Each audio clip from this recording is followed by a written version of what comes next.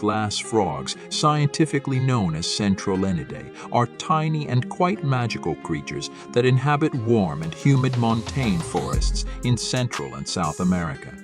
They are named glass frogs due to their translucent appearance, which aids them in hiding from predators when asleep in trees.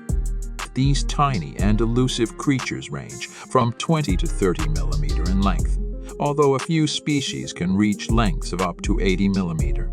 They weigh between 5 to 14 grams. Glass frogs are a pale green color elsewhere on their bodies and on their backs, often speckled with pale white or yellow spots, which also acts as a form of camouflage. They generally have short snouts, golden irises, and yellow suction pads on their fingers and toes to protect themselves from predators during this vulnerable time. Glass frogs have translucent undersides, which blur the edges of their bodies when they sleep, clinging to the undersides of leaves. This remarkable feature of the frog has a very indistinct silhouette, and all that can be clearly seen are the small blobs of the creature's heart and intestinal organs.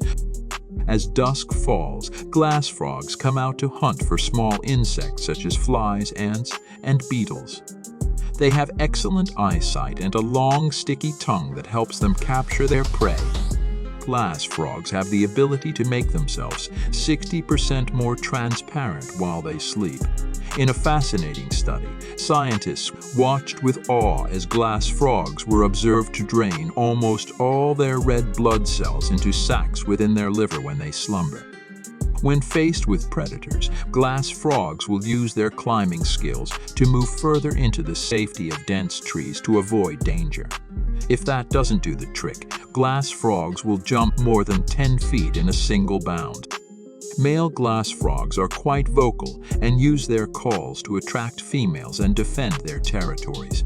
Each species has its own unique call, which can range from a high-pitched whistle to a low-pitched croak.